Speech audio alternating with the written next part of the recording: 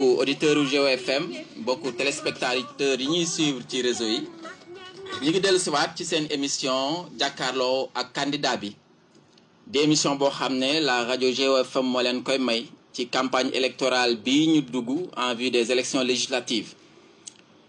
tey nag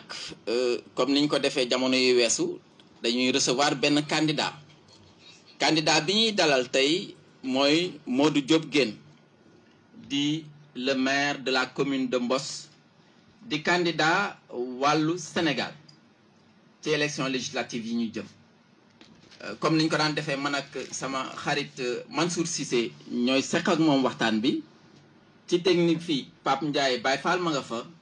ci caméra bi Baro Malick ak Cheikh Mbacké donc xanaa dañuy jox candidat bi rek mu nuyoo ak auditeur GeoFM laata ñuy dugg ci liggéey bi. asalaamaaleykum auditeur GeoFM asalaamaaleykum département Guinguinéo ñoo ngi nuyu kenn ku ne sa tur ak sant di leen jaajëfal di nuyu sa technicien yëpp di sant bu baax si invitation bi di ñaan yàlla li ñu fi wax yëpp yàlla na nekk jariñ ak Guinguinéo au-delà de Guinguinéo jariñ ak Sénégal yëpp jërëjëf. jërëjëf honorable foog naa mun nañ ko wooyee noonu ndax candidat la ba élection yi di weesu monsieur le maire. ñi ngi lay remercier d'abord ci courage bi nga am ñëw répondre à cette invitation parce que bëriwul ñu am courage boobu ñëw toog ak askan wi ñu lay poser ay questions ngay répondre ñëpp di dégg tey nag li ñuy njëkkee mooy man personnellement dama la doon séntu ci mouvement citoyen biñ ma présenté kan mooy Modou Diop Guène lan moo tax nga choisir la société politique à la place du mouvement citoyen pour présenter d'abord sa candidature ci élection mairie Mboss. Donc man je pense que mouvement citoyen ak parti politique man am na ñu koy ràññee mais man du mën ràññee parce que ñoo bokk benn bëgg-bëgg ñoo bokk benn finalité parce que bu ñu nee politique mooy lan tubaab bi moo ni l'art de bien gérer la cité loolu mooy politique mouvement citoyen aussi lan mooy rôle c'est la même chose. Donc bu ñu man ji c'est raison pour laquelle gisuma si benn bu ñu créé pour man amalgame entre politique ak mouvement citoyen benn objectif bi lañ nekk rek parce que àdduna mooy doxe noonu politique li ma si wax rek mooy suñu maam ja daan wax yatu dof la rek bu nekk si mbedd tey bu fekkee yat woowu aw yat la bu nekk si mbedd bu fekkee yow mi nga xam ne da nga yaakaar ni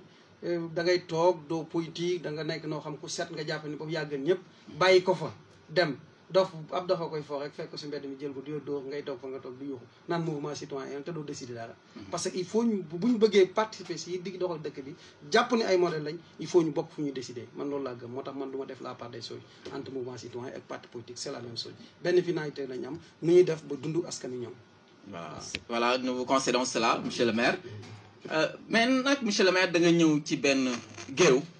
ci benn parti bu ñuy wax le PDS la coalition wàllu askan wi nga fekk fa ay leaders yoo xam ne yàgg nañ fa lool ñu gis ñu tànn Modou Diop Guène ci élection mairie Mboss nga dem yàlla def nga gañe ko ñu ñëwaat tànnaat la également ci élection législative nga doon candidat te fekk nga fa yeneeni leaders yu fa nekkoon ci sa gis-gis lan moo waral choix boobu ñu porté ci sa personne. Bon bi ngay wax sax mënoon nga ni bi nga tànnee élection locale nga gagné ko ñu tàllal élection départementale mu gagné ko rek mën nga wax loolu rek mu gaaw mooy gën a gaaw parce que loolu mooy finalité bi bon comme di ma wax rek benn historique bu ndaw peut-être mënoon naa si première question bi sax mënoon naa commencer foofu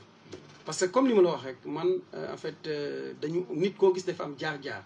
politique ak lenn loolu dafa am jaar-jaar am na ñoo xam ne dañ naan ay Mahmoud Diouf am na ñoo xam ne ay parti gauche parti droite yàlla dafa ma tànnal donc moo ma tànn coalition bi ma nekk muy coalition Wallu ndax dama ni bi ñuy jóg di politique booba ñun en fait mouvement citoyen bi ngay wax moom laa commencé muy Mboss en action bi ñu nekkee Mboss en action di si liggéey parce que c'était une demande boo xam population Mboss ñoo ko bëggoon ni ma àla kulli naa nekk candidat j'ai été un peu réticent au début mais finalement dañu wax dama xam ni jaamu yàlla mënta gën a rëy nga jaamu nekk di jaamu soxlay askan wi parce que nii ma toog yaa ngi ma gis nii maa ngi tooy xëpp depuis 5 heures ba tey taw bi sama kaw lay taw ñu jóge Fass di gërëm waa population de Fass de passage donc bu fekkee dañu bëgg a nekk si yu mel noonu ba pare duñu si am benn ngërëmal suñu borom suba kasara mënu ko weesu donc bi ñu jógee moo tax ma nangu woon accepter candidature boobu pour dem si élection locale yi en 2022 bi ñu ko defee ñu dugg si mouvement suñu mouvement dugg si jot na donc coalition jot na ñu def benn coalition ba dafa mën ay mouvement ak i parti politique bi ñu fa jógee ñu dem CRD ñëw ñu def CRD jot na muy la grande ñu def CRD muy coalition CRD jot na bon avec les Abdou Mbaye et tout ñu dem ba si biir après le PDS bokk bi si ñëw rejoindre si ñu tuddee ko la grande coalition comment dirais-je wàllu Sénégal yàlla def na sax la grande coalition non boobu noonu keroog bi ñuy waxtaan au niveau de jot na bi ñu waxee ni dañu war a wutal non coalition boobu man j'ai pris la parole man leen pourquoi chercher de midi à 14h alors que askan wi wutal nañu tur ba pare muy la grande coalition donc mën nañ jël tur boobu rek la grande coalition ni si yokku ñoo ko si yàlla def ba ma ko tuddee lañ jël tur boobu yóbbu ko si la grande coalition si bi ñu toggee tur ba nekk lu barkeel mun ba tur bi ñu indi fii ñu dem élection yàlla def parce que man au delà de bi ma nekkee si jot na CRD waxtaanoon naa responsable PDS yi nga xam ne dañoo nekkoon au niveau de Mbos ba ñu àndoon yàlla def nag ñu jiital ma dans la grande coalition wàllu ñu dem élection yàlla def ñu gagné bi ñu gagné tey li doon ñu ànd fa di remercier de passage suñu yaay Daba Diouf di remercier tonton Cheikh Kassi ñoom baaxum et tout ak ñi àndaloon yëpp Tamsir et tout bi ñu gagné ñu ni dañuy man j'ai demandé ni leen ñu def évaluation parce que man dafa am nu may doxee ni may doxee mooy mbir soo fa nekkee damay dem ba jeex yàlla def nañu suñ borom moo ñu tànnal parce que tànnuma ko wax naa la historique bi nu mu demee jot na CRD ba wàllu donc bi ñu demee ñu tànn suñu borom tànnal ma wàllu ma jàpp ni li ñu waxoon dañ moo ñu toog ñu waxtaan def évaluation bi ñu toogee que honorable suñu bàjjan Daba Diouf ñu def évaluation par rapport ak fi ñu jógee bi ñu fa jógee ñu dem si élection ñu jëg perspective mooy élection législative yi di remercier de passage le doyen Bakhoum il a proposé mu ni ñoom ni ñu waxoon booba ñi fa nekk moo ni dans le cadre de la coalition wàllu dañuy jël comment dirais-je suñu yaay Daba Diouf jox ko mu nekk deuxième sur la liste nationale moo doon combat wàllu di combat PDS donc moi je me réclame de PDS donc combat PDS wàllu donc bi ñu nekkee combat wàllu ñu dem yóbbu ko PDS yoolu def suñu borom nangul ñu ko ñu ne léegi le candidat du département dañ koy def Modou Diop Guène ñu wax ko à l'unanimité 12 communes yëpp ñu nangu ko daal koy accepté ñu proposé ko yàlla def ñaari proposition ñu def yëpp au niveau parce que bu ñu ko proposé woon fii ba pare ñu dem si instance yi kaw nanguwuñ ko dana poser problème mais bi ñu ko proposé fii bi ñu ko demee yóbbu ko dans les instances yi nga xam mooy kaw ngànk parti muy le PDS muy wàllu dañu ko nangu à 200%. loolu nag sant yàlla la di remercier comment dire ñi nga xam ne ñoom lay àndal ba loolu mën a nekk donc lii mooy choix Modou Diop Guène si local Mbos nekkaat choix Modou Diop Guène si wàllu comment dire département bi donc jàpp naa ni fa mu jaaroon rek lay jaar ni ñu gagné woon local yi rek incha allah noonu lañ ñaan a gagné ko département bi parce que les mêmes causes ni ñu koy wax tubaab man ni ñu koy wax si wolof sax produit les mêmes causes donc lii nga xam ni li jur lii rek jàpp naa ni amul mun mooy jur leneen mooy jur leneen te daanaka cin bu naree neex bu baxee xëy moom la ñuy campagne donc am nañ si yaakaar que Mansour am li ñu bëgg incha allah waaw jërëjëf sëñ Cheikh ginnaaw ba ma nuyoo mbokku auditrices ak auditeurs yi ak téléspectateurs yi ñuy suivre si à travers les réseaux sociaux di dalal bu baax a baax suñu gan gi di dellu si un peu en arrière xam naa da nga ma ko permettre parce que man daf di loo xam ne lu fondamental la dëgg la ñëw ngeen sànq si élection locale yi mais c'est pour la localité de Mbos muy aspirer benn titre boo xam ne département bi ñoom ñoo koy jox si des tamit nañ ko waa Mbos yi xamee amaana waa département bi xamee wuñ ko noonu soo doon def une petite présentation de ta personne toi-même en tant que candidat wax nit ñi ne man kii laa lan nga leen di wax. déjà li may wax lu yomb la mooy Modou Diop Guène doomu Guinguinéo parce que tey dañuy jàpp dañu bokk luñ mënta séddoo mooy le département Guinguinéo ki dëkk Mbos ki dëkk Guinguinéo ki dëkk Fass ñëpp doomu département Guinguinéo rek lañ doon parce que boolewuñ suñ bopp comment dirais ay décret moo ñu ko boole mu ñu nangu ko ñu gis suñ bopp donc tey déjà bu ma nee mooy Modou Diop Guène doomu Guinguinéo yàlla def ma jàngee Mbos ba am entrée en sixième dem Kaolack jànge fa CMA Valdiodio Ndiaye am bac am BFM dem Ablaye Niass amee fa bac dem université Fasek am fa maîtrise en sciences économiques am fa master en audit et contrôle de gestion am fa master en banque finance am jàng aussi am master en mine et pétrole def master en mine et pétrole ak certification yoo xam ne jeexul ma si dugg. Commencé dans le monde professionnel en 2007 en 2005 lañ commencé Nestlé Sénégal 2007 ñu jóge fa yàlla def ñu nekk dem Minarex dans les mines nekk fa le chef comptable à Minarex de 2007 ba 2010. 2010 ñu dem Bassey Ressources Sénégal Bassey Ressources Sénégal Bassey Ressources Australie ñoo ko moom ma nekk fa chef comptable et financier def fa 1 an ñu créé Douta Mining une société bu ñu exploité ma bokk ci administrateur yi ñu nekk du membre conseil d' administration. 2013 par le biais de l' ambassade du Canada ñu créé la chambre des mines du Sénégal ma nekk le trésorier général de la chambre des mines du Sénégal je suis à mon maa ngi sama 4e mandat depuis boobu maay trésorier général de la chambre des mines du Sénégal ñu continuer si dans le processus Bassari nekk si ba yàlla def ñu créé Makabingi Gold Operation bi nga xam ne maa nekkoon ci négociation di ko piloter et tout ba yàlla def biñ paree muy une société d' exploitation qui est dans l' exploitation de l'or à Kédougou je suis le directeur général de Makabingi Gold Operation. En même temps Bassari bi ma ñëwoon en 2010 man nañ def léegi ma je suis le gérant de Bassari en même temps aussi je suis administrateur de Bassey Ressources Australie. En même temps aussi je suis consultant au niveau de African Star donc ak yeneen yoo xam ne peut-être dañ koy nekk di ko def mais li si am importance mooy jamono ji Modou Diop Guène le maire de Mboss Modou Diop Guène le candidat de Wallu Sénégal. Très bien daf cee baax te bravo parce que tamit CV bi ñu dressé fii CV bu am solo la mais nga ni nga ko waxee nga tàbbi si langue politique Modou Guène nga fekk fi ay ténor si wàllu politique ci département bi amaana xëy na sax dugg nga ci politique bi xaw na yàgg tuuti ni nga ko waxee ci mouvement yi nga jaar ak ainsi de suite coalition wàllu ba agsi fii mais tur bi dese ba tey Modou Guène mun nañoo xam si yan atu la yaakaar pour mun a imposer wu au niveau départemental pour mun a engranger le maximum de suffrage pour mun a aspirer doon député bi ñuy xaar. tey bu ñu leen politique dans le département koy tudd. bëri na fi ay kii de. non koy tudd non dama lay laaj ko bu nekkee ngi ne. dinañ fi tudd waa Wallu comme maire Daba Diouf. dinañ fi tudd boobu rek laa doon tudd. bàyyi ma àggalee dama laaj. doy na ok ba tey baax na parce que boobu rek laa bëggoon nga tudd ko. parce que ku ñeme dañ laa dee te dañ maa uuf. waaw ku ñëwee dañ laa dee te dañ maa uuf ñi ma uuf ñoo ma uuf bu ñu nee tenoo si politique nga am ku mel ni Daba Diouf donc ba sa xel war naa dagg donc moom moo ñu uuf ànd ak ñoom ñi fi nekk magi département bi ñan ñi fi nekk parce que tey yi si gën a am importance boo xoolee c'est pas la personne de Modou Diop Guène qui est importante parce que li am importance mooy ñun force bi ñu àndal mooy lan mooy la coalition bi nga xam moo ko boot muy Wallu Yewwi parce que c'est plus la personne de Modou Diop Guène dañuy présenter. C'est vrai je suis candidat du département mais département bi je suis candidat de Wallu Yewwi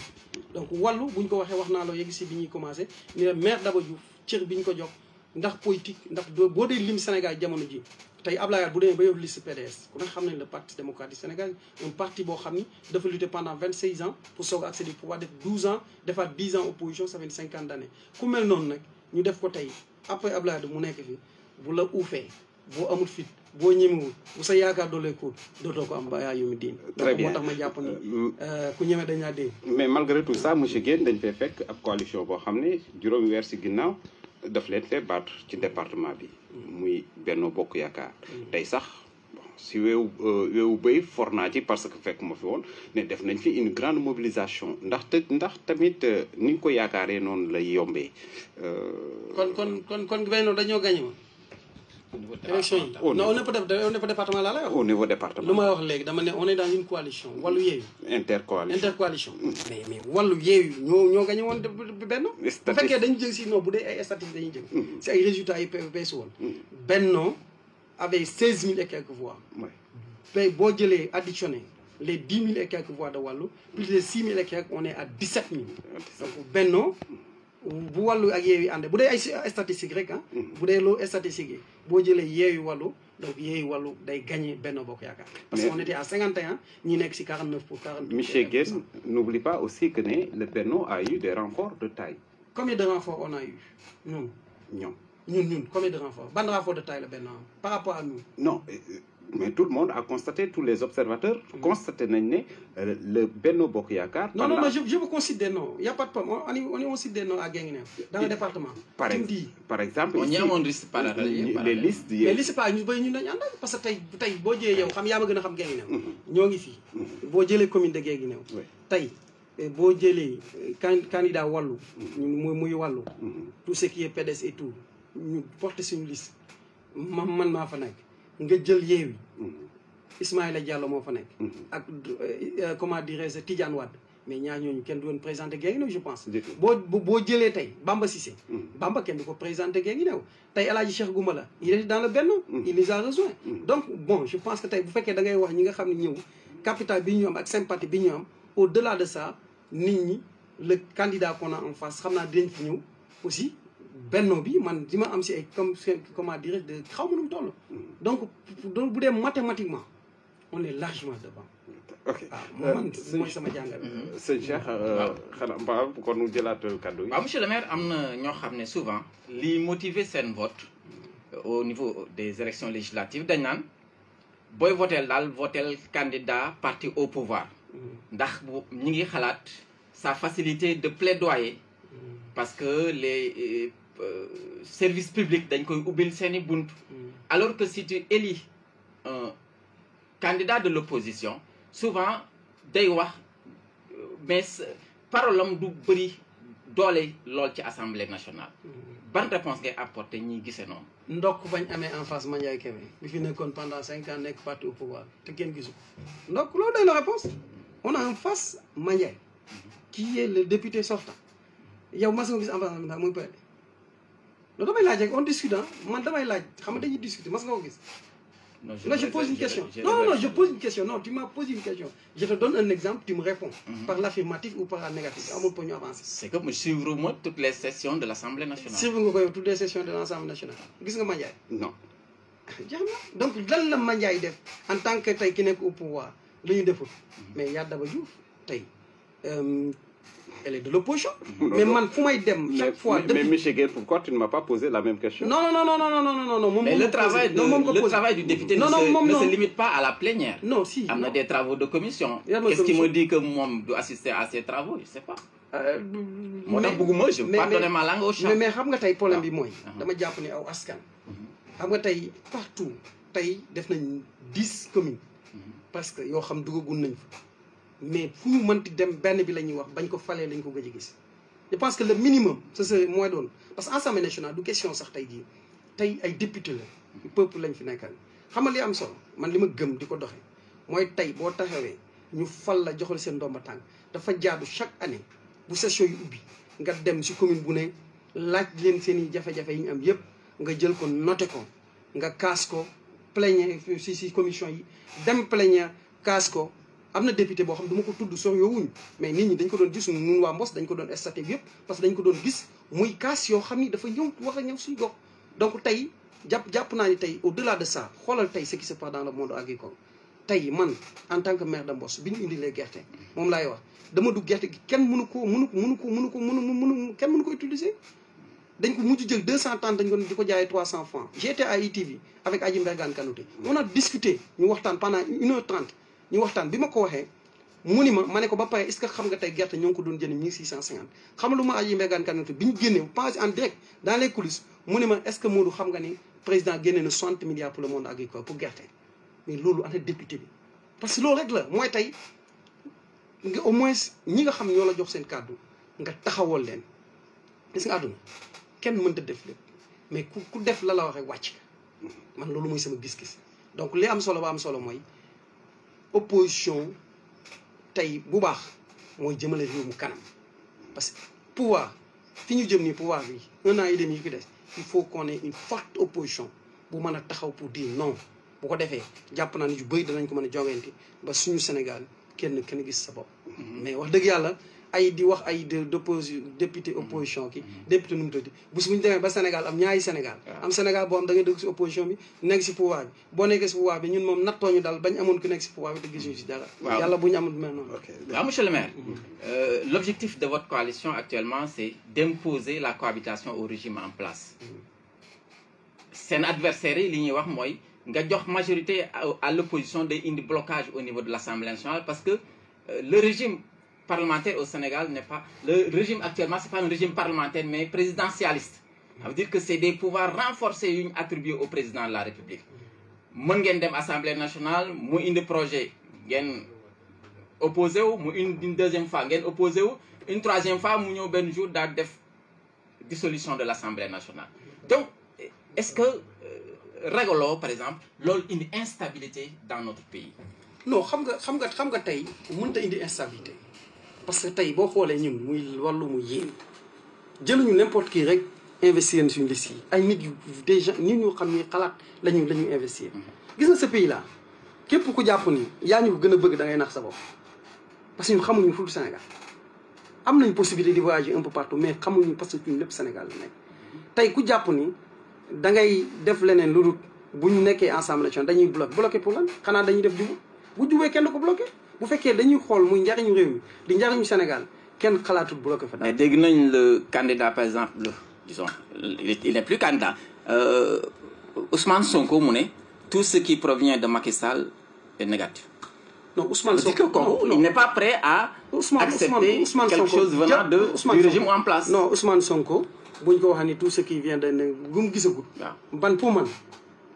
ba bu mu gisagut. mënoon ne lii dafa négatif fan Ousmane Sonko waxul doxalin bi jamono ji lépp négatif waaye tey bu ñu fa nekkee danañu sóoraale dañ fa indi dañ fa indi loo xam ne. buñ ko indee dinañ xam ne am na ñoo fa nekk ñu am fulla ak ñoo fa am fayda loo xam da nga fa indi lu positif. bu ko defee buñ ne boo ko indee ñu mën ne lii baaxul nga changé ko ñu def lu baax ñu avancé. mais mënu tey di fa am nii Assemblée nationale maay Assemblée nationale waa GOFE loi GOFE wax dëgg laay dëgg loolu musiba naa ko mën ko. en tout cas c'est ce qu'on attend. non mais loolu moom lañuy def. donc moo tax tey jii gis nga la intercoalition bi ngay wax léegi loolu moo indi parce que man damay wax sous le contrôle de Ismaïla Diallo biñ defee sama candidature wàllu rek automatiquement j'ai appelé Ismaïla docteur Ismaïla alors ma ne ko Ismaïla amuñu choix compte tenu des résultats présidents yi fi amuñu choix ànd gagné wala ànd ñu ñëpp ñu bañ a ànd ñu perte. donc loolu nag ñun ñoo ngi si doon dox déjà au niveau comment dirais-je au niveau du département. parce que c'est des initiatives locales yoo xam ne damay waxoon dañ ko war a jël ndokk ba si kaw ñoom ñu toggal ñu ko ba mu ñor ñu indi ñu waaye loolu mënu woon ñàkk. te loolu li koy def mooy tey dégg nga li am si réew mi man je ne discrédite sur personne mais réew mi jot na ñu am ay députés responsables. man dem xam naa lu nekk Assemblée nationale dem naa fa benn jour boo xam ni vraiment leen na ma fa yóbbu woon c'est dans le cadre de si liggéey mais am na si député yoo xam ne dëgg yàlla waxuma la député Macky Sall sax waaye mi ngi noonu daal waaw naa ko yemale foofu. waaye jàpp naa ni wax na soppeeku ndax réewum Sénégal daa bëri fuy metti donc boo amee réew moo xam ne fépp ay metti tu as besoin des hommes forts et des femmes fortes yoo xam ne ñooy taxaw porter l'endroit pour jëm pour li fi mën a ñàkk fi li mën a am aw fi pour Sénégal jëm sa kanam. jërëjëf sëñ Cheikh suñu déggee monsieur Guène bëri na ay jafe-jafe yu am ci réew mi ñu bëri ñu ngi koy wax député yi lañ ci yaakaar pour ñu indi ci ay loi yoo xam ne dina indi saafara si jafe-jafe yooyu selon vous yan secteur ak yan loi nga yaakaar ne député yi war nañ ko mën a teg ci taabal ji suñ ko voté mu mën a soppi dundinu doomu aadama yi. bëri na si secteur. xam nga léegi bi may terminer dama ni la réew mi fépp ay metti màggatum téeméeri at juróom fukk la. mais yaakaar naa am na ay priorité. non am na ay priorité déjà ñun fi ñu nekk gée ngi new priorité bi mooy l'agriculture gée ne on a deux priorités. nu ñuy def ba ñoo ngay agriculture bi ak suñu raay bii nga xam ni tey maa ngi rappelé ñu bi nekkee xale ndeysaan bu samedi buñ daan train bi ñëw bu suñu yaay papa yi ñëwee gée ngi new dañu daan indi ay óolu yooyu man boobu laa ko gëj a gis xam nga ma xaw ma óolu yooyu nga xam ne fii lañ ko daan jëlee train bu daan jógee Mali da ko indi ñu koy indi nga xam ne ni mu suqali woon département Guinguinéo beneen affaire la beneen bi mooy l'agriculture parce que ñun ñëpp suñu papa yi bi ñu jógee suñu waajur maam yi bi ñu jógee Njàmbur bi ñëw Saalum mbay leen fi indi woon parce que booba suuf si baax na mbay mi yàlla def na ku mbay lu mu tuut am si loo suturloo bu nawet bi jeexee tey da ngay nekk si dëkk boo xam ni man nga yi ngay wax mën nga see dund ba nawet bi day soit loolu mënta ñàkk ñu xool nan lañ def ba réformer ko gerte wax naa ko boo daan jëndee tey kilo ay 500 yaa ngi koy jënd ren 1650 1700 mais loolu àndut ak développement fii ñu nekk donc dama lay jox si acte de priorité parce que dama ne comme day nekk département moo tax ma commencé le département tey am na loo fi xam loo xam ne Sénégal ñëpp xam nañ ko mooy ànd sàmm jikko yi indi nañ benn projet de loi en l'Assemblée nationale mais ay nit bañ ko tax a voté mais lan moo tax voté wuñ ko tey dama jàpp ni tey Sénégal gii gi nga loi boobu buñ ko voté góor jigéen du fi am buñ ko voté jigéen du fi am parce que danañ ko fajal suñu bopp gis nga buñ ko voté même buñ ko voté wul ku fi ñu fi gis si mbedd gee ngi ne lii ngay naan da ngay takk ko jigéen billaay bu nit ñi gisee dootoo ko def non mais lu moo am parce que Sénégal tollooguñ foofu moo tax nañu bàyyi yoo ay mbir yoo xam ni ñun teguñ foofu man damay voyager dem ngay gis góor ndeysaan mooy ci di wallax yi loolu du suñu aada du suñu culture donc yooyu c'était foo xam ne mais est-ce que le fait qu'on en parle trop médiatiser cette question là du moom moo koy yokk sax à la limite. waaw mais non xam nga du question moo koy yokk mais dañu nekk si réew moo xam ne ku artuwul da nga àtte dañuy artu rek ku artuwul rek di nga àtte si jamono artu lañ nekk dund gi yaa ngi wax priorité mais yi nga am Sénégal litre diwlin 1600 mais sëñ bi yow xam naa ne sax du nga xuloo ko soxna yi ngeen soxna yi ndax koo si jox ne ko dama boutique ba bu ñëwee nga ne ko am na sax weccat mun la wax la mu dëgg problème moo tax moo na la fépp ay métti la vie extrêmement difficile le mal est extrêmement profond gis nga fi mu toll nii il faut ñu Sénégal léegi xam nga lu ma gëm léegi suñu suñu maam ju baax ja doon wax muy Cheikh Ahmed Tidiane Sy mu ni Sénégal ndëpp national lañ ko war a def foofu lañ toll monsieur Guèye man damay dégg politicien bi mooy wax parce que question moi je crois que si ñu reformuler question bi. politicien non may ma leeral question bi. parce que dama constaté loolu. ñu fi jaar ñëpp même question bi presque posé naa leen ko. est-ce que bokk nañ. mais daanaka kenn répondre guma ci. parce que ñun ñëpp ni ñu koy waxee nii tout le monde peut dire waa fii doxul voilà ñun ñuy wote ñuy wotee lan lañ bëgg ñu xam ñu fu doxul fii leen saafara maanaam yan loi lañ wax ne lañ bëgg suñ demee ca assemblée ba teg ko fa pour que loolu doxul mun a dox. Personnellement Mansour par rapport à ta question man vu le CV qu'il vient de nous dresser je m'attendais à ce que nga jëm ñu wax par exemple richesse ak ressources yi ñu gis fii ci Sénégal yëpp lan nga yaakaar ne nan lañ war a légiférer pour son usage sain. Je m'attendais à des propositions dans ce genre. donc man nag damay bëgg dama comprendre tout seen question yi. wala peut-être déggu leen ma li may wax. si non attends dama bëggoon wax nga ni ma bàyyi ma dem. parce que tey problème bi et puis am na baat boo xam ni. nee naa leen wax naa ko nee naa li ñuy daj jamono ji. politique ku si amul ngërëmu yàlla yaa ngi kasaar. non wax naa ko bi may commencé. parce que moo tax bëgguma. on doit les féliciter non bëgguma ñu jël parce que gis nga xoolal tegoon sama kër Dakar samay soxna wër ma heure bii samedi ma lekk samay ginaar ba pare jàpp sama jàmm tëdd moo gën a sedd si man téeméeri junni yoon mais gis nga bu ñu nekkee extérieur bi moo tax nañ bàyyi lu lu négatif rek wala lu ñu ni yéen politiciens non da nga ni yéen politiciens non yéen politiciens loo xam ne dafa am lu ma wax bi ñu commencé dafa am lu ma wax parce que nee naa la bi nga ma laajee luy metti dama la jox man à commencer par le département ma ne la lan agriculture man la lan train bi jaar mais loolu du proposition tout à fait mais lan mooy proposition da man nee naa la tey géegi neew fi may nekk di fi wut dagaan baatu askan nee naa ñaar yi donc man su ma deful proposition laa def parce que bu ngeen taxawee ngeen ni da ngeen ma doon xaar en tant que sa CV bi nga wax ay proposition te bi ngeen ma laajee fan mooy metti dama laa defal ay proposition ne la lii moo am gerte gi da nga définir les axes non dama ni la gerte gi ji fi nekk wax la sama maam ji nga samay bàyyi waajur yi nga xam dañoo jógoon jàmbu ñëw di bay si loolu rek la ñu amoon donc wax la ni la jamono ji gerte gi dem na ba si 1650 bi ñu ko dee ji lan lañ mën a def non xam nga li ma mën a def mooy nee naa la si wax moo tax ma ne la bu ñu demee si rétro si bi tuuti nee naa la gerte ren gouvernement bi génne na si nee nañ 60 milliards pour subventionner gerte gi nañ dem jënd jiw bu baax jox ko nit ñi seen proposition que ñu jënd ci jiwu woo xam ni dara baaxu si ñu ñëw jox ko nit ñi ñu koy jaayaat waaye jiwu woo xam kenn mënu ko jël loolu proposition wala du proposition dans le monde agricole. effectivement c'est une proposition. nee naa la tey seen gi gée ngi ne yi ñu nekk bu ñu amee train bi di dawaat raay bi di jóge fii di dem ba Kaay Bamako léegi problème mu gée ngi ne rek la du proposition mais man nekkum bi nga ma laajee ay problème dama la jox ay fuy metti dama la jox ko ba pare jox la ay solution par rapport à question yi. donc man une vision plus large. non vision plus large. Pourquoi se limiter au niveau local simplement? Non, dama lay vous êtes député à l'Assemblée nationale, ce service, c'est tout le Sénégal qui doit en bénéficier. Man, je suis le député du département de Guinguinéo. Vous m'avez invité en tant que le candidat du député du département de Guinguinéo. Au niveau national, nous, Sénégal, le Sénégal est indivisible. Mais dama ne bu fekkee tey da ngaa nekk si gox di dagaan baatu askan wi wax ngaa mën a xam gox ba nga nekk boo demee lan nga fay porter. Sop bu ma au delà de Sénégal jàpp naa ne bu ma Guinguinéo falee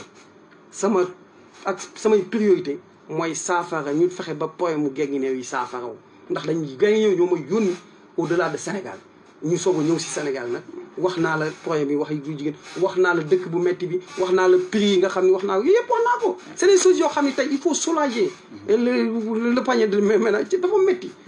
loolu il faut ñu soulager ko tant que demuñu si yooyu du dem xam nga tey damay jàpp nit ñi naan politique man gis nga tey mbos bi ñuy egsee depuis 5-6 mois ngi nii lañ fay def lépp sama xaalis laa koy def sama xaalis su bëri sama xaalis laa jël di ko def parce que yi ma leen waxoon priorité yi ma leen waxoon mooy bi may campagne dama leen su ma faloo li may ñëkk a def mooy dinañ taal lamp yi j'ai gagné avec 54%. Benno avec 5% à Mbos. Donc c'est un cri de cœur boo xam ne population yi def ngoon candidat yëpp réunis j'ai gagné avec 54%. man leen dinaa taal lamp yi dinaa réorganiser marché yi dinañ defaat quartier bi dinañ def Mbos lu waay Mbos am jël ko yàlla bi ñu defee bi ñu faloo en 4-5 mois taal nañ lamp yëpp a ngay tàkk réorganiser nañ marché bi réorganiser nañ quartier yi tey gerte gi yi muy bon bu ñu ko indee ñoom dañ daan am ay 7 kilos ki 10 kilos kenn ku ne am nga si 25 kilos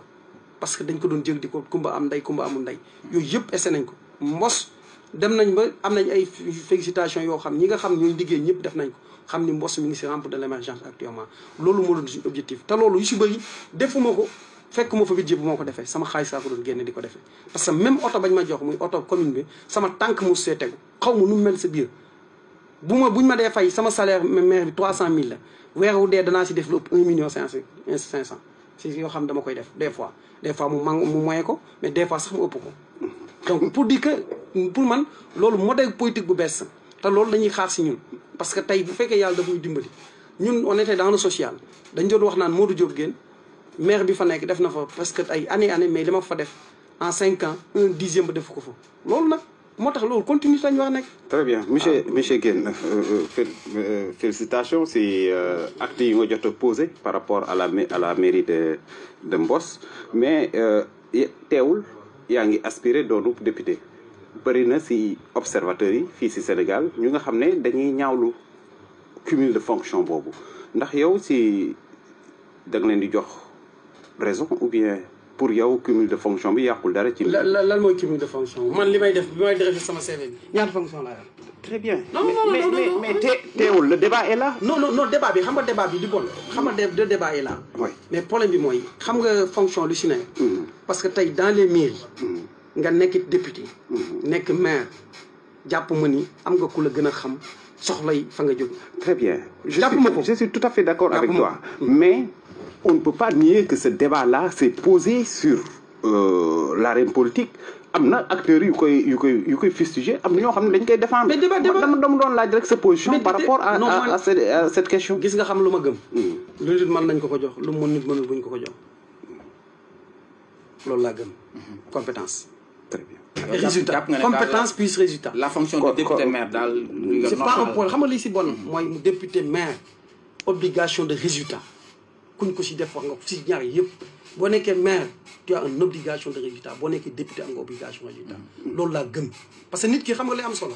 am na koo xam ne benn poste la yoon defu fa dindiw fa am na maire yoo xam ne defuñu dindiw fa da ngeen di fal maire tey boo leen bay gis yàllaa xam nga toog 6 mois doo leen gis am na député yoo xam boo leen falee comme bi ñu am bañ ko falee lañ ko gëj a gis mais loolu ban njëriñ la am kooku xam nga kooku moom cumul fonction ndax au moins gisoo ko sax muy liggéey pour nu tëdd mais yow su ma taxawee fii nii yéen a ngi may interroger le député sortant muy Mandiaye Kébé di sama adversaire yàlla may tiim musuma ko teg bët est-ce que di nga ko gëm en tant que fils du département je n'ai jamais vu te maa ngi si département bi maa ngi si commune bi au moins di def la ma mën ak la ma mënul est-ce que jaadul woon man ma gis ko benn yoon ñu ma kii mooy Mandiaye yàlla xam ne nag waxtu yi nekkuma di wax loo xam pour ne musuma koo teg bët mais vous pensez que c'est loolu cumul de fonction boobu ban njariñ la fonction boo xam da nga koy jël tëdd sa nekk sa salle clim yi comme fii kii mi sedd guy di loo amul njariñ li am njariñ muy malheureusement moi j'ai posé une question dans le cadre général et monsieur Guène a particularisé la question là en me citant moi le débat est là. Les acteurs politiques en discutent. Chaque jour, on suit l'actualité quand même. Beaucoup d'observateurs dañ doon fustiger loolu. cumul boobu. ma la doon laaj sa position rek. waaw ma position kay c'est catégorique claire. Man je prévise compétence ak résultat. On a compris votre position. Moi je vais revenir à votre coalition. mag bi ngeen def ak Wallu ak Yewwi. Ça pose problème au niveau local. Parce que vous invitez les citoyens à voter suivant une consigne. Dañoo nar a dugg ci biir bureau de vote les militants de PASTEF gis bulletin PASTEF gis bulletin Wallu ngeen ne leen voté leen bulletin Wallu ñu xam ne seen leader mi ngi ci liste PASTEF. Est-ce que yaakaaru leen foofu dina indi confusion dans la tête des militants? Non, mënta indi confusion parce que dañu bokk lu ñu bëgg. dañu bokk lu ñu bëgg ay nit mënuñoo bokk lu ñu bëgg confusion du fi am. kay ngeen bokkul yoon bi ngeen jël ngir yegg ci. ñoo bokk yoon. xam nga ñun liñ xamoon Sénégal dafa am lu ñu miinoon Sénégal. coalition da daan doon liste unique. bi pas ñu indil ñu PDF lu bees. loo xam ne Sénégal xamuñ ko woon. mais liste yu bees yi nag. liste yu bees yi nga xam dañoo xëy cëpp rek créer parti ñëw nekk liste yu bees ñu waa parti boobu kenn mësu ko gis. ñu commencé parti boobu bëgg a def porte à porte def tout le Sénégal. pour ñu xam seen liste boobu. mais actuellement ñun communication rek la. ñun suñu problème de communication si la communication passe problème yi jeex. Il faut nécessairement que cette communication passe. On est en train de communiquer très bien communiquer aussi. En tout cas moi c'est pas le sentiment que j'ai maa ngi ci mbedd mi damay waxtaan ak askan wi. mais j'ai l'impression que ba léegi. am nañu comprendre gul seen consigne de vote. non comprendre vous avez beaucoup de choses à faire. non comprendre dañ ko parce que fu ñu dem loolu la ñu ni wax fu ñu dem dañ naan est-ce que bi nga fi nekkee ba léegi département gi gis nga fi comment dire spécimen Yewwi gisuma man de gisaguma ko waaye gis ngeen ko. ba xam ne ñu ngi ci réseau yi ñuy seetaan télé. non waxuma réseau non dama ne dégg naa même le leader de Yewwi mu joxe consigne de vote pour non dama la bëgg wax xam nga man mais li ci nekk ci man nekkul ci. waaw d'accord le gañ ne waa lambda bi fu ma jógee Fass saa jógee nii ci taw bi. waaw boo jëlee mag Ismaïla Diallo ñoo àndoon. Ismaïla kon xam na ni leader de Yewwi la. waaw bien sûr xam nga ñoo ànd Fass fu ma waxee ma wax su ma waxee fu ñu dem mu wax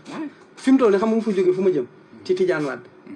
ay dëgg yàlla loolu kay communication la. parce que ñun ñoo nekk man maay ñun ñooy wàllu ñoom wax naa la Tidiane wax naa la Ismaïla boobu ba tey ñooy ànd fu ñuy dem ñoo fay ànd bu ma jógee fii di wax ak yow nii si Tidiane Wade laa jëm mooy meeting foofu.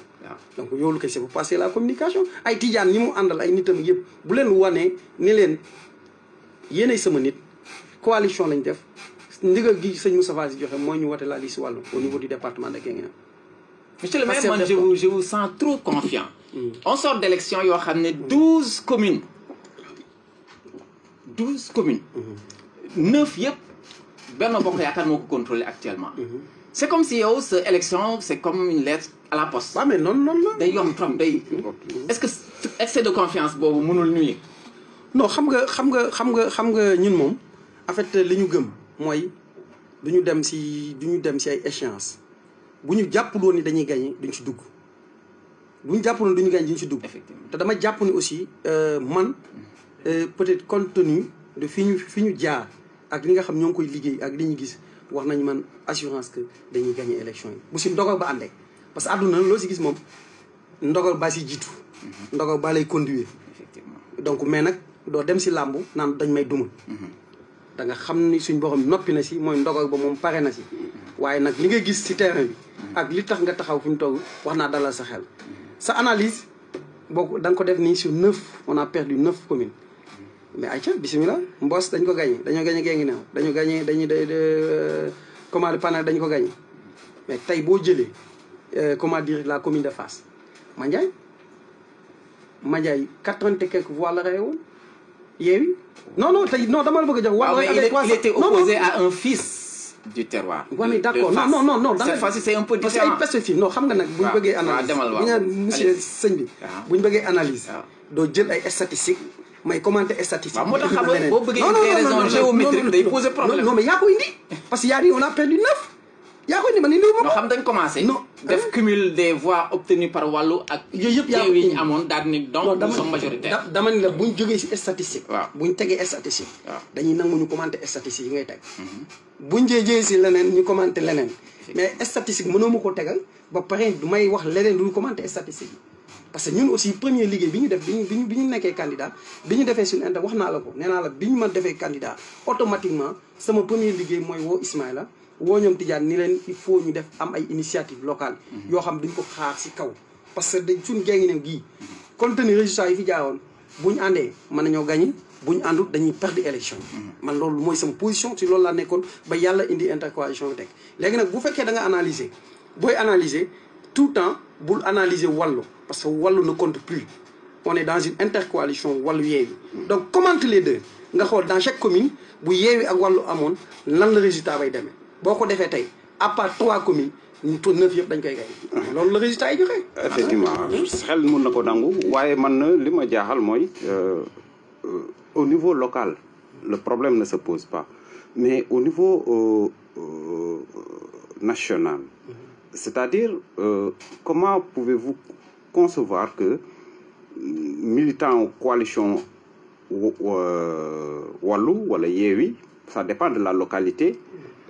verser son vote qui compte beneen coalition bi au niveau national parce que n'oublions pas que liste proportionnelle bi le nombre de voix est très déterminant si pourcentage boobu la ñuy xool coalition bi ñaata député lay am c'est-à-dire man la coalition X voté tey pour le candidat de la coalition Y ces voix-là seront comptabilisées pour la coalition Y est-ce que loolu tamit du poser problème si coalition yi au finish mënut a poser problème parce que tey nombre de députés yi ñaata 165 112 yëpp fan lañ nekk raw gàddu dans les départements donc li des fee 53 mais 53 mënuñu ko séddoo ba am fa lu bëri xam nañ ni tey li ñu dama lay jox exemple xam nga dama ne Guinguinéo tey élection locale yi bu ñu àndoon mën naa am ñu gagné département Guinguinéo Yewwi ak Wallu bu ñu àndoon mën naa am ñu gagné département Guinguinéo est-ce que yaa ngi rappelé ce qui s'est passé en 2017 à Dakar on a perdu 7 députés taxaw a perdu 7 députés avec un écart de 2000 voix alors que au même moment PDS avait 28 000 voix mais loolu est-ce que du ay leçons yu ñu war a tirer à Thiès la même chose est-ce que nekkul ay leçons yoo xam ni da ngay dem élection tey bëgg a demaat yeneen élection yu mel noonu te doo jàngat si li nga weesu jàngat dañ def xam ni tey li ñu jig mooy ànd gagné ànd ñu du ñu gagné monsieur Guèye su ma la déggee bu baax seen doole kon yéen a ngi ko gën a def ci liste départementale yi c'est-à-dire avoir le maximum de députés yoo xam ne si département bi si majoritaire bi la ñuy jógee. non fépp lañ ko def xam nga dama moom laay expliqué xam nga tey problème bi mooy. parce que les mots ont sens. non moom laa lay wax dama ne la 112 moo nekk si département. affirmatif. tey même bu yàlla defoon nga gagné 53 députés yi mënoo am majorité. pour nga am majorité il faut nga gagné commune département yi. donc forcément moom laa lay wax ni fi ñu jógee tey par exemple je te donne un exemple. tout Dakar va voter pour Yewwi à part Pikine mais léegi ñi nga xam dañoo nekkoon wàllu yëpp dañuy voter la liste de comment dirais-je de Yewwi pour avoir les députés léegi yi gis Yewwi yooyu dañ koy jël léegi reporter ko ci liste nationale yi Yewwi Dakar nga wax de non dama la jox un exemple Dakar vote sur boo xoolee pratiquement plus de comment dirais 3/5 bi Yewwi la 2/5 bi nekk Wallu kon Benno Bokk Yaakaar amu fa dara non dama la jox ay statistiques Benno Bokk Yaakaar jàpp ma ne dina am dara dina jàpp ma ko parce que duñ fa am dara non du Sénégal sax laay wax Sénégal sa ñaari Sénégal amul Dakar amul ñu géngi lii moo tax monsieur Guèye ma lay wax yow politicien non xam naa ne yow scientifique nga scientifique nag vraiment dama jàpp ni si Yewwi gagne Dakar et on perd Guinguinéo dafa mel ni ñaari Sénégal la am non damay joxe exemple mooy Dakar dëkk bu dafa metti nit ñi souffrance te pourtant boo xoolee tey élection yi yu wees yi nii Yewwi dafa raflé dak plus de 98 000 voix leen gagné. Mais pourtant investissement yi ñuy def yëpp état bi di ko def l' état central c'est à Dakar. L' état central di ko def c'est à Dakar. Et dafa am ay yu si nekk si biir yoo xam ne ñun Dakar waay yi nekk fa mënuñu ko accepter. Tey dund gu métti gi Dakar da ko yëg rek. Mbay mi kilo gerte gi seer gi Dakar da ko yëg rek. Problème inondation yi Dakar dong moo ko yëg mais le Sénégal nee naa la benn la. Mais aussi dans l'histoire de notre pays il est très rare de voir la capitale entre les mains du parti au pouvoir loolu ay exceptionnellement et pendant une période courte période rek lay mais yow est-ce que mënoon nga imaginer yi xew élection locale yi xew à Thiès ñoom ñu doon bi ñu amee seen boor soo ba pare ñu ni woon léegi Thiès non ñu ni woon Thiès dañ koy gagné ak ñoom 98% lañ doon 98%. c'est-à-dire gis nga sëñ bi dafa am loo xam ni tey baromètre boo xam ni képp kuy analyse man bu ma nekkee maire Boss dama wax ñi ma àndal ñëpp dama ni leen ki ñu fi remplacé li ko jig duñu jig gis nga on a une jeunesse boo xam ne consciente gis nga jeunesse bi ñu yor nii ñu ne la population plus de 65% ay jeunes nañ nga jeunesse bi muy même bu ñu falee de ñu nekk député suñ effort yëpp war nañ ko concentrer sur cette jeunesse là non pour man mooy Sénégal tey problème bu ñu am bu ñu ci gaawul jóg problème mu jeunesse boobu lay doon donc tey boo xoolee tey ce qui se passe même à Guinguinéo est-ce que gis nga tey man je suis un candidat je suis un jeune là Ismaïla jeune la jeunesse bi ñooy commencé nu mu tëti parce que loolu kenn mënu si dara loolu suñ borom la de mais nag ndokk ñun bi ñu nekkee ay jeunes nekk candidat nekk si langue gi am ay mag yu ñuy xelal di ñu gunge parce que mag mat naa bàyyi sim réew donc man jàpp naa ni tey jii priorité Sénégal mooy nan nañuy def ba régler cette jeunesse ça cette jeunesse ça buñ ci duggut c'est une catastrophe pour le pays maa la ko wax tey on va voir buñ ci jéemul dara parce que tey problème bi mooy xale yi dañuy ñaata ñooy jàng génn université yi duñu am liggéey ñaata jeune parce que mbay mi léegi da ngay bay ba pare mënoo see dund benn weer problématique bi day revenir rek donc mais loolu mooy problème non conscience toujours on énumère les problèmes mais on ne propose jamais des solutions non xam nga tey man du ma ni dañuy énumérer toujours des problèmes te duñ trouver ay solutions. non xam nga non wax mooy on trouve pas de. non on ne propose jamais des solutions. non man ban solution bu bëgg ñu proposer ko. voilà c'est là où l'on attend le député. non xam c'est là où l'on attend le député. moom laay wax xam nga de man defuma ay débat boo xam ni. wax naa la. ni la man bi nga commencé proposer naa la comment dirais-je jox naa la ay solutions. qui ne m'ont pas convaincu vraiment. non kii yow géej gi ne nga dëgg. non xam nga am nga si sañ-sañ. am nga si sañ-sañ. non am nga si sañ-sañ. mais jàpp naa ni tey ba man dans les années 90 ba de 2000. parce que tey moi j'ai voyagé un peu partout. mais réew mu dox. agriculture moo ko dox ak élevage. effectivement donc tey jii agriculture. tey gis nga la communication boole ko ci. non communication boobu nga tudd léegi dafa am solo trop. moom laa mais juste c'est que on touche le problème. sëñ bi man dama lay jox benn exemple. c'est-à-dire communication boobu moo war a nekk en amont et en aval. je suis tout à fait d'accord avec toi. On est en phase sur yooyu. parce que man damay jàpp ni tey jii xoolal man au-delà d'être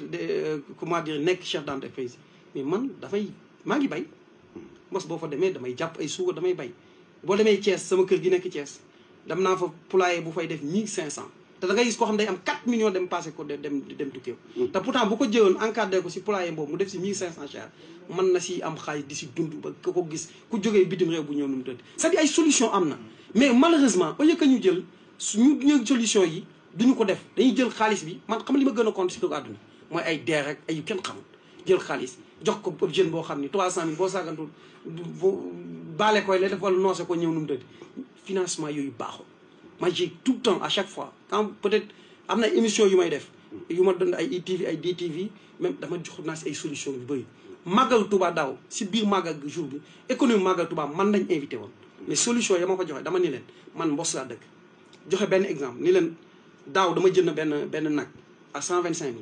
ren boo ma si fay 800000 francs duma la ko jaay c'est une solution ma ne leen nañu jël tey màggal Touba ñu def de telle sorte que jeunes yi fi nekk ñu dajale leen jël mu mel ni ay bu dee comme ñuy jël di ko ay deere ci 30 milliards nañ ko jël ñi comment dire par exemple 20 ay ñaar fukki nag jox ko benn 2 jeunes jox leen xaalis ñu jënd dund nag yeeg yëpp weeru dee ñu fay leen benn 200000 wala 300000 nag yooyu tey boo ko defee 1 an 2 ans bu la joxee bu ñu la si joxee 5 millions. encadré parce que man ni ma gëm mooy jeunesse bi ku leen jox xaalis encadré jox leen ko nii rek mooy kasara dañ koy noncé du dara mais boo leen joxee projet boo xam ne projet structurant la ñu weer dee ñu mën a am au moins lu ñu def seen poste mën a yox seen dëy dinañ fa toog ba du fait que tey bu ñu demee ba tey jii dans 2 ans j'en suis persuadé que kenn dootu demati Mali wala Mauritanie di jënd ay nag di ko indi pour màggal Touba mais di solution ba c'est une solution yoo xam ne jeunes yi mën nañ ko nun tëddi ainsi de suite ainsi yow jàpp nga ni Sénégal fi ñu toog nii même xaar dañ koy dem ren bi problème Mali yi amee on a été obligé à un moment donné nañ ubbi frontières yi pour xaar yi génn dañu am jeunes yu fi nekk am àll am yoo xam ne mën nañ ko mais solution yi bëri na mais malheureusement xam nga luy sans problème yàlla bu ma daal ñi ñuy diriger am nañ xam-xam waaye dafa mel ni bu ñu accéder au pouvoir dootuñu xam dara. waaw dégg nañ les propositions monsieur le maire dégg nañ les propositions l'occasion ne va pas manquer d'y revenir te bu ñu sañoon également ces propositions là ñu installer ko à la base d'abord que chacun le fasse chez soi avant ñu jéggi ci kaw man maa ngi koy def voilà léegi damay dellu si ci prochain scrutin bi Mansour ñi ngi ci campagne électorale mais dañ sentir ne plus on avance dans la campagne plus la violence commencé di dugg si ban message nga am boo xam ne mën nga ko lancer askan wi ngir loolu nga xam ne ñu ngi ko gis ci biti ñu bañ ko dugal ci suñ biir gox. touche du bois parce que booba tey gée ngi neew man maa fi candidat gisaguma fi violence te yàlla bu mu fi am ndax man damay faral di wax naan li ma gëm te sama jële ko si mag ñu baax ñi mooy dañuy faral di wax du jàmm ko gën du jàmm ko gën donc jàmm rek mooy li nga xam moom la ñu war a cultiver di si dox suba ak ngoon waaye tooñ nag baaxul tooñ baaxul waaw am na dañuy faral di wax naan nit koo gis bi koy suñ borom di bindi am na ay jikkoy bàyyi ma yoo xam bind na ko si moom soog ko def nit bu ko kenn yee waaw jikko yooyu nag ku man ba yegg fa wan ko dara nekku si moo tax man nañ bàyyi tooñ kenn ku ne ñu bàyyi la nga dox su nga dox da nga yoon nga bañ a tooñ ñu wax campagne lañ nekk ku ne wax ndax wax ji sax peut-être dana am nu mu réglé donc wax parce que waxee ba pare ba géex dem sa yoon xam ni bu ñu 1er août Sénégal rek moo fi desaat Sénégal bu xëy na liggéey seen liggéey ok vraiment su ku nekk yemee fa nga war a yem comme ni nga ko waxee yaakaar naa violence boobu ñuy dégg feneen du fi am fii si suñu département bi parce que ñëpp presque ay mbokk lañ te duñ doonee mbokk la Sénégalais yëpp doon mbokk kon mbokk violence boobu dañ koy ñaawlu te di ñaan yàlla mu bañ fee amati mais toujours damay rester ci campagne boobu acteurs yi ngeen doon dañuy seetlu ne chaque scrutin su amee chaque élection su amee autorités yi dañuy joytu ne carte électeurs yi dañuy des foofu seen loxo en souffrance te loolu bokk na ci rôlu acteurs yi ñoom ñu xool ay stratégie naka la ñuy def ba seeni ñooñ maanaam ñi nga xam ne ñoo leen di voteel di teel dem jëli seen carte yi pour que taux d'abstention yu ñuy ragal yenn saa yi muy wàcc mu bañ a wàcc fan ngeen ci toll yéen d'abord parce que démb rek laa jógee ca préfecture ba mais carte yaa ngi na fa gàññaa waaw mais xam nga ñun biñ ñu ne rek carte yi génn na commencé nañ sensibiliser si réseaux sociaux yi man jël naa sax crieur mu jël ndëndam wër dëkk bi wax ni carte yi génn na wër dëkk bi wala wër département bi non dafa en tant que maire biñ ma ko waxee en tant que maire biñ ma ko waxee génn naa wax crieur bi mu génn yëgle ni carte yi génn donc je pense que au delà de ça ñun foofu lañ mën a yem nit ki nag mënoo ko forcer monsieur le maire nag comme que si département bi ngay yëngu fi mu toll nii damaa yaakaar ne sa ñooñ ñi nga xam ne nekk nañ ci gox goxaan yi tamit ñi nga def noonu non def nañ ko mën nga leen a invité ñu def noonu ñoom tamit suñu chance intercoalition bi ñu am mooy man ni ma koy defee Mbos la ko keneen di defee parce que ñun ni ñu def mooy au delà de kii dañu am du département am comité électoral départemental dañu am ay comité électoral communal yoo xam ne chaque commune am na benn comité électoral bu fa nekk boo xam ne loolu mooy liggéeyam premier liggéey bi ñu ko assigné woon bi ñu paree mooy sensibiliser suñuy électeurs ñu dem jëli seen carte buñu paree nag ñu soog a dugg si nan nañuy defee suñu campagne mais loolu moo doon waaw non dinañ ko bu ñu si jógee loolu kay c'est merci dafa am monsieur le maire benn question boo xam ne sañ ma la ko bañ a kii parce que vraiment mi ngi may kii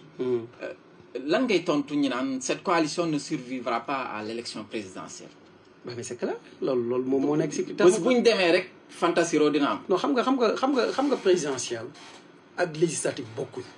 sax bu ñu jaawle ñaari bokkul présidentielle le président Sonko bu nekkee candidat le président Khalifa Sall bu nekkee président le président Karim Wade bu nekkee président tey bu dee élection législative ñoom ñett ñëpp tey buñ dajaloo buñ amee 60%. Comment dirais-je parti au pouvoir Benno Bokk Yaakaar am 40%. Macky Sall kay c'est idéal moom di yàlla je n'ai même pas commenté ça parce que loolu jàpp naa ni xel nangu ko dara nangu ko et puis moom sax moom je pense que xalaatu ko quoi honnêtement gars yi ñooy kii nii rek mais jàpp naa ni loolu moom bu paree bu ñu jógee si législatif rek dana ko jël teg ko fële ndax boobu de toute façon signal baa ngi ñëw tey li ma jàpp mooy tey boo ñëwee si élection législative yi dañuy ànd mbaa ñu péri ensemble Benno am 40% ñun bu ñu dajee lépp am 60% comme ni ñu dal si local yi Benno jël ndam mais bu dee présidentiel boobu 50% doo jàll famille tout ok c'est clair que tey solution bi sax mooy ñu bañ a ànd kenn ku ne dem wuti buñ paree de toutes les façons buñ dajee deuxième tour ku mieux placé ñu jàppale ko mais loolu moo nekk si terme yi même yeewu loolu la ñu wax et puis loolu aussi moo ñu lié mais tey bëgg ko yi tax ñu bëgg a jël coalition bi ni tey indi problème yi dut jeex fa force du moo wax nekk candidat mais buñ ko defee suñu coalition yi tas mais buñ kenn ku ne demee wuti daagaan boo amee ñëw ñu boole suñu deuxième tour ñun ñëpp ñu ci sotleen ñu am nañu bëgg loolu la fi Macky Sall gagné loolu Abdoulaye gagné réew mi. Un dernier mot avant ñu tëj. mon dernier mot moom ginnaaw gërëm bi di ko gërëm bu baax a baax parce que tamit question yi répondre na si en toute clarté et puis on sent que ne c'est il n'a pas cherché les mots là-bas dafay wax librement te yaakaar naa tamit ñuy déglu si kii bi dinañ ko déggee noonu ginnaaw bu ma ko gërëmee kon gërëm la yow tamit Cheikh ci occasion bi nga may toujours may participer si plateau bi di gërëm ñu doon déglu damay man suma vœu la te suma devoir citoyen la en tant que acteur communautaire sensibiliser waat nit ñi pour ñu dem jëli carte yi ak boor boo munti bokk nga bokk coalition intercoalition bi nga bokk Benno Bokk Yaakaar nga bokk yaakaar ba sëñ Bassirou naataange wala yeneen coalition boo ci munti bokk daal lu ñuy mesurer démocratie réew taux de participation ca élection yi daf caa am solo donc te ñun ñaanuñu yàlla fal ay député yoo xam ne dañuy wax ne 25% des électeurs ñoom ñoo leen fal ak yooyu loolu rafetul donc ñuy invité waat population yi une fois encore ñu dem jëli seen carte yi te Cheikh le 30 su guddi su minuit jotee carte moom kenn mënatul ko jël donc amul xëy suba teel sa xel doog a dem ci ne damaa bëgg a wote ji dem préfecture di wax wala si commission ba nekk ca Mbos wala Ngélu wala feneen di wax dañ maa war a jox sama carte te bañ koy wax ne kaay leen jëli ko yaa ngi tëddoon di nelaw nit ñi war nañoo yeewu ci loolu. jërëjëf Mansour Sénégal moom dafa tàmm dernier moment quoi monsieur le maire votre dernier mot. dernier mot mooy moo de kii lay doon boo xam ni pour ñaax askanu département Guinguinéo di leen wax dañu jëm ci enjeu yu am importance yoo xam ni waruñu ko raté donc parce que tey dans l'histoire de Guinguinéo dañu am possibilité boo xam ni tey bu ñu àndee nekk benn wateel la coalition wàllu am nañ possibilité am 3 députés man je suis le candidat du département de Guinguinéo